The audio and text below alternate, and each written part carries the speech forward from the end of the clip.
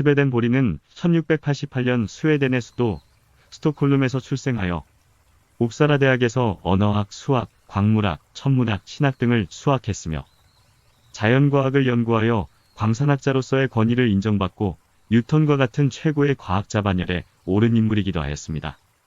그리고 57세에 심령적 체험을 겪은 후 하늘의 소명을 받고 신학자로 전향을 하였고 27년간 영적인 세계를 자유자재로 오가며 지옥과 천국을 체험하였으며 그 모든 것들을 책으로 펴냈다. 저서로는 천국의 놀라운 세계와 지옥에 대하여 자연사물의 원리, 영혼 세계의 질서, 새 예루살렘, 신지와 신의 신려론 등이 있다. 스베덴 보리에게 보내는 역사적 위인들의 찬사가 쏟아졌다. 임마누엘 칸트왈. 난 그의 수수께끼 같은 능력에 그저 놀라울 뿐이다 라고 했으며 19세기 영국의 유명한 사상철학가인 토마스 카를라일은 이렇게 얘기했다. 그는 인류 역사상 어떤 저작에도 찾아볼 수 없는 진리를 명백히 했다. 스베덴 보리. 당신은 세월이 흐르면 흐를수록 광채를 더해가는 영적인 태양의 하나이다. 프랑스의 대문호이자 극작가이며 비평가인 발자크도 이런 평을 내놓았다. 스베덴 보리는 의심할 여지 없이 인류의 모든 종교를 소화한 끝에 그 모든 종교를 하나의 종교로 만들었습니다. 나도 결국 스베덴 보리로 돌아왔습니다. 독일의 대문호인 괴테도 한마디 덧붙였습니다. 나의 시와 넋을 다 쏟아부어 내 옥죄인 자아를 펼치리라. 그리하여 스베덴 보리가 말하는 연계를 넘쳐나는 활력으로 맛보리라. 일본의 대표적 불교학자인 스즈키 다이세치도 이렇게 평가를 하였다. 스베덴 보리는 서양의 붓다입니다. 우리는 그의 깨달음에 귀를 기울여야 합니다. 이렇게 수많은 명사들이 스베덴 보리를 높게 평가를 하였습니다. 각 종교마다 사후세계와 영생에 대한 교리가 있습니다. 그러나 모든 인간들이 막상 죽음에 임박해서는 두려움과 공포를 느끼는 게 일반적인 현상입니다.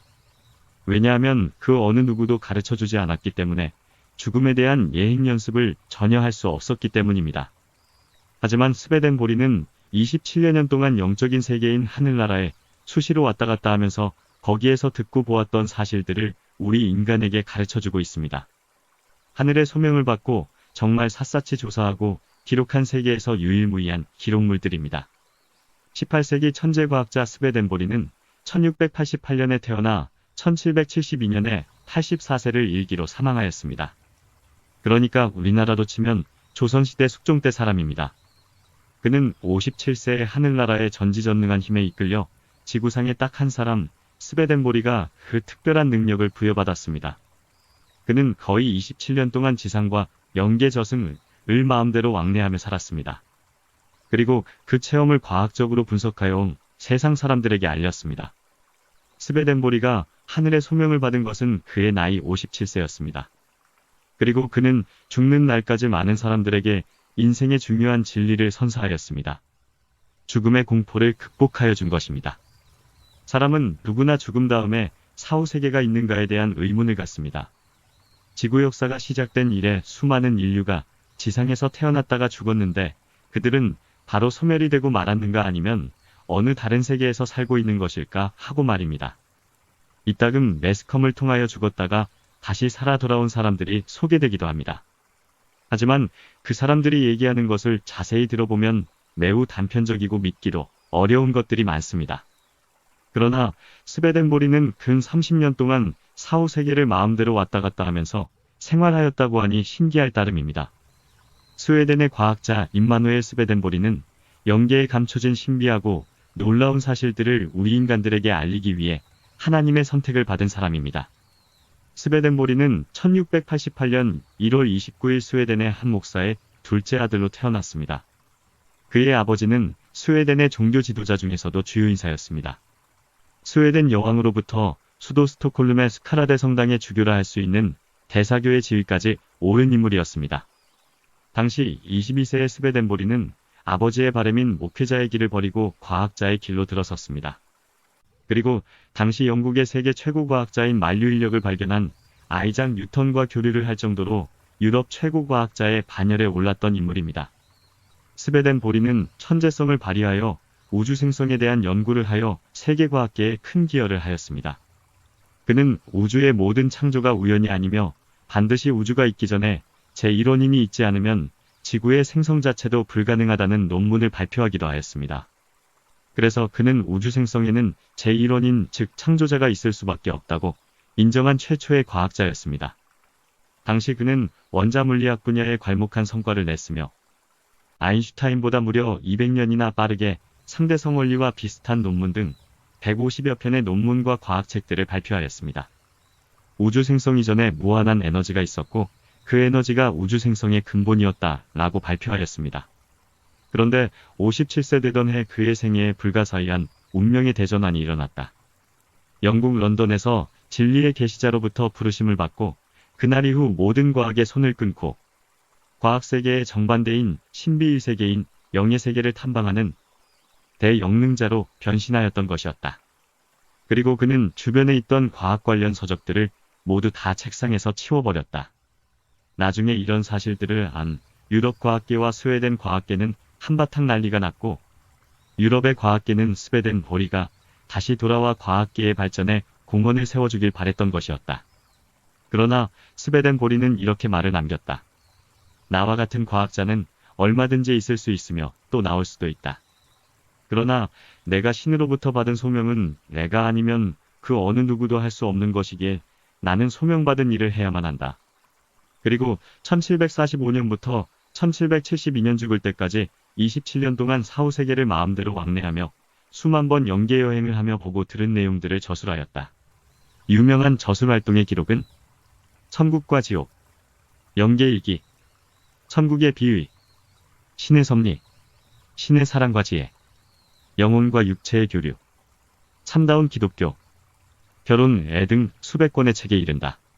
그리고 우주의 창조자인 하늘은 스웨덴보리에게 아무런 제약 없이 영계를 마음대로 드나들게 하여 영계의 모든 구석구석을 마음대로 볼 수 있는 특권을 주었으며 각계각층의 영인들과 대화할 수 있었다고 한다. 그래서 영계의 안내천사들은 스웨덴보리를 원하는 곳 어디에나 데려다 주었고 지옥의 세계에서 고생하며 생활하는 영인들의 모습도 경험하게끔 하였다. 그리고 지구상에서 유명했던 사람들도 그곳에서 모두 만났다고 한다. 예수님도 물론이고 모세, 다윗, 아브라함 등 역사 속의 인물들 모두 만났다고 한다.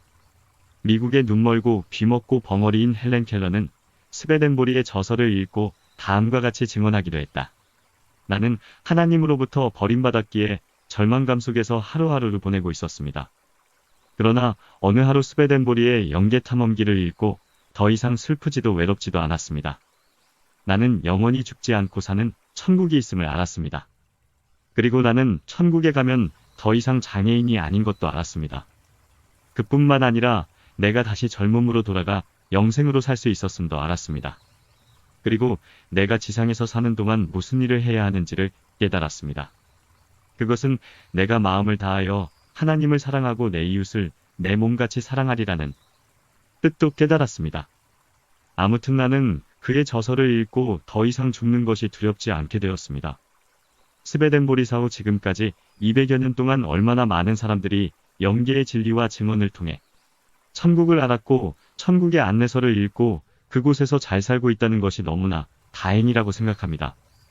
그가 만일 유명한 과학자로 남았다면 인류에게 이런 생명의 진리를 전할 수 있었을까? 아무튼 스웨덴보리의 대전환이 인류에게 죽음은 공포와 두려움의 길이 아니라 기쁨과 환희의 길이라고 가르쳐 준 것만 하더라도 인류의 큰 발자취를 남긴 것이라 볼 수 있다. 스웨덴보리가 죽기 1년 전 1771년에 쓴 저서의 서문을 보자. 나 스웨덴보리는 과거 27년 동안 내 육체를 이 세상에 둔 채 영이 되어서 인간 사후세계를 출입해왔다. 그리하여 거기에 살고 있는 수많은 영인들과 교류를 갖고 무수히 많은 것을 보고 듣고 왔다. 사람들은 내가 남긴 저서들을 읽게 되면 내가 듣고 보고 기록한 모두가 사실인 것을 어느 누구도 부인하지 않을 것이다. 인간의 영은 영원한 존재이며 우리가 살고 있는 이 세상과는 별도로 영계라는 또 하나의 세계가 존재한다. 나는 내 저서들을 통해 내가 어떻게 사후세계에 들어가서 영인들과 마치 지구에서 다른 사람들과 얘기하듯이 교제했으며 무슨 얘기를 나누었는지 무엇을 보고 들었는지 영계와 우리 지상세계 사이에는 어떤 관계가 있는지 자세히 말할 것이다. 내가 영계에 들어가 보고 들은 내용이 너무 많아 내 저서의 분량이 방대해질 수밖에 없다. 그리고 나는 시간이 많이 남아있지 않다. 나는 내년 1772년 3월 29일에 이 세상을 버리고 다시 돌아오지 않을 영계 여행을 떠나기 때문이다. 그래서 나는 낭비할 시간이 없다. 이처럼 스베덴보리는 자기 자신이 죽을 날을 미리 알고 있었던 것이다. 이 서문으로 볼 때 스베덴보리가 인류에게 보내는 메시지에 대한 투철한 사명감을 알 수 있다. 스베덴보리의 운명의 날이 어떻게 시작이 되었는지 알아보자. 1745년 영국의 한 식당에서 저녁 식사를 마치고 자리에서 일어나려는 순간 바로 앞에 휘황찬란한 무지개가 나타나고 고지어 태양의 10배쯤 되는 강렬한 빛이 비추더니 금빛 찬란한 예복을 입은 사람이 나타나 말을 하는 것이 아닌가. 신비한 느낌의 인물이었다. 그대여 한마디만 하고 호련히 사라졌다. 그가 사라지고 난 후 잠시 동안 식당 안은 안개로 뒤덮여 있다가 다시 식당 안이 말끔해져 있었다. 스베덴보리는 뭔가 홀린 사람처럼 그 자리에 멍하니 혼자 서 있었다. 다시 숙소로 돌아온 스베덴보리는 일상생활로 돌아왔다. 그러나 그 다음날 막 잠자리에 들라고 할 때 사방이 벼랑간 환해지더니 어제 봤던 신비의 인물이 다시 나타나서는 스베덴보리에게 이런 말을 하고 있지 않는가. 놀라지 마시오. 나는 하나님이 보낸 사자입니다. 나는 그대에게 사명을 부여하러 왔습니다. 나는 그대를 사후세계인 영의 세계로 안내할 것입니다. 그대는 그곳에 가서 거기에 있는 영들과 교류하며 그 세계에서 보고 들은 것을 빠짐없이 모든 것을 기록하여 이 지상 사람들에게 꼭 전하시오. 그대는 이 수명을 소홀히 생각하지 마시오. 이 말을 남기고 그는 호련히 사라져버렸다. 스베덴보리는 그날 이후 2번 다시 그를 본 적이 없다. 그와의 만남 이후 스베덴보리의 생활과 환경은 180도 달라지기 시작했다. 이 불가사의한 인물을 만난 뒤로는 영계를 마음대로 드나들 수 있는 신비한 능력을 부여받아 자기 집 드나드는 것처럼 마음대로 영계를 드나들게 되었으며 신의 소명대로 모든 것을 기록하였다. 이것이 스베덴보리의 영계저술 활동의 시발점이 되었다.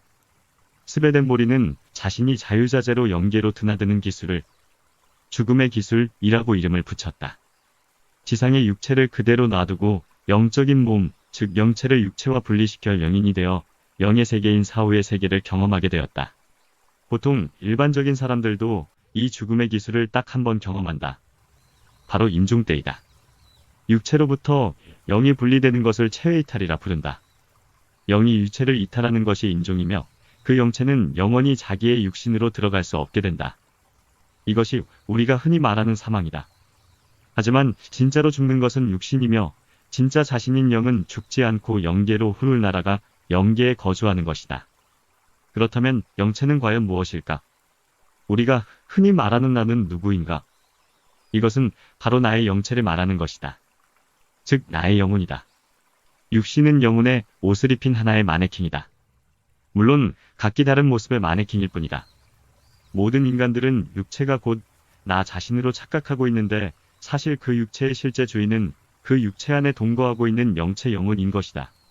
육체를 형성하고 있는 것은 눈, 코, 귀, 입, 심장, 호흡 등이다. 영체란 의지력, 사고력, 기억력, 감정, 의식 등이다. 영혼이 육신을 입고 있었을 때는 오히려 영체에게는 부담이 된다. 왜냐하면 육신은 물질이기 때문에 영체 입장에서 보면 오히려 거추장스럽기까지 하다. 신경 쓸 게 한두 가지가 아니기 때문이다. 그러나 물질이 아닌 영적 재료로 만들어진 영체는 육체를 벗음으로써 오히려 육신과 같이 동거하고 있을 때보다 신체의 오관은 오히려 훨씬 더 정확해지고 예민해지고 육체가 없는 영체는 영적 능력을 마음껏 발휘한다. 영체는 시간과 공간을 느끼지 않는다. 왜냐하면 모든 것이 생각을 통해 빛의 속도보다 빠른 생각의 속도로 이동하고 왕래하면서 이웃과 교류하기 때문이다. 그래서 영인들끼리의 대화는 생각의 대화이다. 그러므로 언어가 필요 없는 것이다. 언어의 장벽도 없다. 이것을 우리는 상념의 대화 또는 텔레파시라고 부른다. 그래서 스베덴보리는 체외이탈을 수시로 하면서 영계에 있는 모든 영인들과 언어의 장벽 없이 대화하고 교류하면서 이 모든 사실들을 기술하였던 것이다. 스베덴보리는 처음 영계로 들어갈 때의 경험을 이렇게 기술했다. 나는 내 육신으로부터 내 의지를 가지고 이탈했다. 그 순간 내 영체는 내 육신이 누워있는 침대 위 천장에서 내 육신을 내려다보고 있었다. 그때 내 육신은 죽은 사람과 별반 다를 게 없었다. 조용히 눈을 감고 잠든 모습이었다. 그리고 내 영체는 지붕을 뚫고 하늘 위로 솟아올랐다. 지붕이 30m 상공에서 다시 내 육체를 바라다 보니 내 목이 침대의 머리판 쪽에 가까이 붙어 있어서 목이 약간 구부러져 있었다. 저러다가 내가 다시 육신으로 돌아와 있을 때까지 질식하지 않고 버틸 수는 있으려나 하고 생각하는 순간 바로 내 목이 침대 머리에서 조금 내려와 정상적인 상태로 자리를 잡는 것이 아닌가. 이것은 내 영체의 의지로 30m 상공에서 육신을 움직인 것이다. 영인이 되면 생각은 곧 에너지가 되어 명령을 내렸던 것이다. 그 다음 내 영체는 천국에서 온 안내영인을 따라 하늘나라로 날아 올라갔다. 나는 순간적으로 가고 싶은 곳에 생각만 하면 이미 가 있었다. 나는 천국뿐 아니라 지옥도 많이 드나들었다. 지옥에 가봤더니 지옥의 악령들이 나를 괴롭히려고 달려들었다. 그러면 나를 수호하는 영인들이 나타나 물리치곤 했다. 나의 사후세계를 탐험하는 동안 항상 내 곁에는 안내영인들 뿐만 아니라 나를 보호하는 수호영인들도 함께 따라다녔다. 지금 생각해보건대 나는 그런 영인들이 아니었다면 27년간 내 사명을 다하지 못했을 것이다. 스베덴보리는 25년간 몸담았던 과학계를 떠나면서 아쉬움에 찬 유럽의 모든 최고 과학자들에게 읍소하면서 이런 말을 남겼다. 나와 같은 과학자는 얼마든지 또 있을 수 있다. 그러나 영계의 진리를 알고 보니 이것은 학문이 아니라 인류의 영원한 생명이 걸린 문제이다. 내가 전하는 영계의 진리에는 인간이 사후 천국에 가느냐 아니면 지옥에 가느냐가 달려있다. 이 특별한 소명은 내가 과학자로 공헌하는 것보다 수천 수만 배 더 중요하다. 그리고 나 이외에는 이러한 사명을 감당할 사람이 없다. 나는 모든 과학의 시조이기도 한 창조주로부터 소명을 받은 것이다. 내 영계에 관한 저술은 앞으로 수억 년, 수십억 년 세계 인류 모두를 천계에 들어가게 할 수 있도록 결정적 도움을 줄 것이다. 나는 궁극의 진리를 보았다. 그리고 내 몸으로 직접 체험했다. 스베덴보리가 천국과 지옥이라는 저서를 처음 출간한 것은 1758년도였다. 그가 신의 계시를 받은 지 13년 후인 그의 나이 70세였다. 그는 이미 천계, 영계와 지옥, 그리고 중간 영계인 연옥까지의 핵심 진리를 모두 파악하고 책을 세상에 내놓았던 것이다. 그 내용이 너무 충격적이어서 세상에 어떤 후폭풍이 다가올지 몰라 영국의 한 출판사에서 익명으로 발간했던 것이다. 그 후 이 책으로 인해 본국인 스웨덴은 물론 유럽 전역에서도 과학자이기보다 영능자로 이름을 떨치게 되었던 것이다. 스베덴보리가 스웨덴 여왕 앞에서 교령수를 증명해 보인 일화가 있다. 그는 귀족이면서 스웨덴 의회의 상원의원이었기 때문에 가끔 여왕의 행사에 초청을 받곤 했는데 이날은 여왕이 스베덴보리가 영혼과 직접 교류를 할 수 있는지 시험해 볼 참이었다. 즉 그의 교령술의 진위 여부를 파악하기 위해서였다. 여왕은 이미 고인이 된 한 장군의 이름을 대주면서 그 장군을 알고 있느냐고 물어보았다. 그러나 스베덴보리는 금시초문의 이름이었다. 여왕은 그 장군의 이름을 스베덴보리에게 써주면서 다음과 같이 말했다. 당시 그 장군은 죽은 후에 유족의 손을 거쳐 나에게 장문의 유서를 보내왔소. 이 사실을 아는 사람이 나 이외에는 없소이다. 내가 그동안 유서를 발표하지 않은 이유가 유서에 거론된 사람이 아직 살아있고 또 하나는 당분간 유서 내용을 발표치 말라고 해서 뜯어보지 않은 것이오. 그러나 장군이 죽은 지 10년도 지났으니 이제 이 유서를 뜯어볼까오. 그러니 스베덴보리경이 영계에 가서 직접 고인이 된 장군의 영을 만나 유서의 내용을 듣고 지금 문무백관이 있는 자리에서 직접 발표하시오 라고 명령을 내렸다. 스베덴보리는 여왕의 명에 따라 문무백관이 보는 앞에서 숙달된 죽음의 기술을 이용하여 영의 세계로 들어갔다.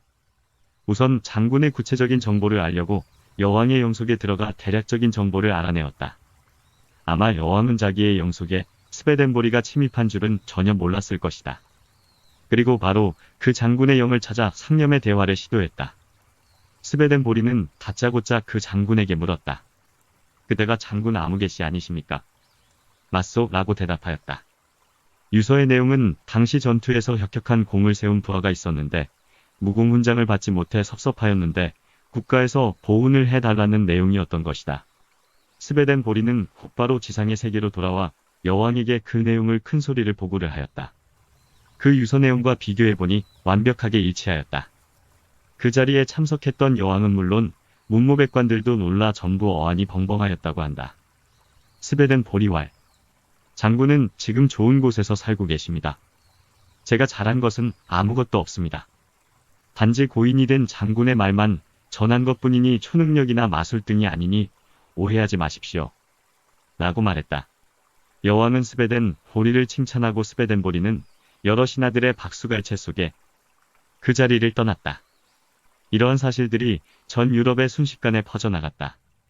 이렇게 스베덴 보리의 영인과의 대화 즉 교등술이 대내외로 인정받았던 것이다. 스베덴 보리는 무려 27년간 영계를 체험하면서 천계에 거주하는 수많은 천사들과 교류를 하였다. 천계의 천사들이 가장 놀라워하는 것은 지상인들이 영계 전반에 관해 아예 무지하다는 사실이다. 스베덴 보리 박사는 이렇게 천계의 천사들에게 이렇게 대답했다. 사후의 세계에 대해 알고 있으나 모르고 있으나 모두들 마찬가지입니다. 알고 있는 사람들도 인간이 죽은 뒤에는 인간이 아니고 영혼이라고들 얘기합니다. 그리고 그 영혼은 영으로만 살아있다고 생각하고 공기, 바람, 에테르 같은 기체라고만 생각들을 합니다. 그리고 그 육신은 썩어 흙이 되었다가 주님이 오시는 날에 다시 한번 기적적으로 피와 살이 되어 인간으로 부활한다고 생각합니다. 이 말을 들은 천사들은 소스라치게 놀라면서 이렇게 스베덴 보리에게 되물었다. 아니, 우리가 기체라니? 공기라니요? 이렇게 완벽한 몸체를 가지고 살고 있는데 말이에요. 이렇게 완벽한 인간 천사로 살고 있는데 참 바보 같은 인간들이네요. 스베덴 보리는 이렇게 천사들 앞에서 중얼거렸다. 창조주 하나님과 주님께서는 천계의 비에 숨겨진 의미나 뜻을 낱낱이 저에게 계시해 주셨습니다. 주님이 계시해 주신 진리는 지금까지 지상에 알려진 어떤 진리보다도 중요하고 명확한 것임에도 불구하고 지상에서는 그 가치를 인정하지 않고 있습니다. 나는 주님께서 인류를 위해 내려준 하늘과 같은 은혜를 지상의 세계에 제대로 전파를 못해 죄송할 따름입니다. 그래서 하염없이 눈물만 쏟아집니다. 지구의 사람들은 그저 기적만 요구합니다. 그 기적을 두 눈으로 보면 믿겠다고요. 이때 이 말을 들은 원로 천사가 나를 이렇게 위로해 주었다. 그 진리를 믿지 못하는 사람들은 모세가 홍해를 갈라 놓아도 믿지 못하고 예수님이 세상에 있을 때 행한 기적을 보고도 믿지 못했던 사람들입니다. 그러니 너무 괴념치 마십시오. 지구의 사람들 중 지혜를 가진 사람들 하나둘 깨우치기 시작할 겁니다. 주님께서는 지상의 인간들을 사후의 천계로 끌어올리시려고 당신 같은 지구인을 불러 왕복 통행권을 주시고 이 모든 사후 세계의 팩트를 전달하시려고 노력 중이십니다. 그래서 당신 같은 유능한 과학자를 선택하여 사후 세계를 저술해 놓기도 하였습니다. 하나님과 주님은 절대 낙담을 하실 분이 아니십니다. 왜냐하면 우리에게는 영원이라는 시간을 가지고 있습니다. 세상을 바꾸는 가장 위대한 일은 인간에게 사후 세계가 있다는 팩트를 알리는 것입니다. 현재 지구의 모든 사람들은 사후의 생명을 믿지 못하는 지구인들 왈. 우리가 너무 똑똑해서 그렇다고들 합니다. 다시 말해 천진무구와 순수성이 사라지고 개인 이기주의가 팽배하여 나만 잘 살고 보자는 미명 아래 허우적대고 있습니다. 매우 안타까운 현실입니다. 아무튼 지구인들 모두 빨리 상생의 진리를 깨우쳐야 할 텐데 시간이 해결해 줄 것입니다. 천재적인 과학자 스베덴 보리가 한 말 중에 이런 유명한 말이 있다. 과학의 발전으로 인하여 놀라운 기적을 인류에게 가져다 줄 것입니다. 그러나 두 가지만은 절대 못합니다. 첫 번째는 전자현미경으로 하나님의 얼굴을 볼 수가 없는 것이고 둘째로는 어떤 생명을 가진 것을 창조해내지 못합니다. 과학은 하나님과 연계를 과학적으로 증명하지 못했다. 과학의 정당성과 믿음은 증명을 통해서만 가능하기 때문이다. 그러나 하나님은 과학의 상대가 아니다. 왜냐하면 하나님이 과학도 창조했으며 우주의 최고 과학자는 하나님인 것이다. 단지 하나님은 과학에게 하나님을 볼 수 있는 현미경을 허락하지 않았다. 오늘날 오히려 과학이 현대인의 신이 되었다. 인간은 두 눈으로 본 것만 믿기 때문이다. 인간의 참나는 인간 내부에 영이 있는데 우리 인간은 아예 볼 생각도 안 하니 답답한 노릇이다. 그러니 지 팔자대로 산다는 말이 나오는가 보다. 하나님이 전지전능한 게 아니고 돈만이 전지전능하다고 믿는 세상이 됐다. 안타까운 우리의 현실이다. 아무튼 스웨덴의 천재 과학자인 스베덴보리는 가장 똑똑하면서도 가장 우매한 이중성을 가진 우리 현대인을 깨우치려 부름을 받았던 것이었다. 이유야 어쨌든 자비의 하나님은 헛똑똑하고 우매한 현대인들에게 차별하지 않고 모두 사랑하시며 지금 이 순간도 구원의 손길을 내미시고 도움의 손길을 주고 계신다. 진리를 통하여, 깨달음의 지혜를 통하여.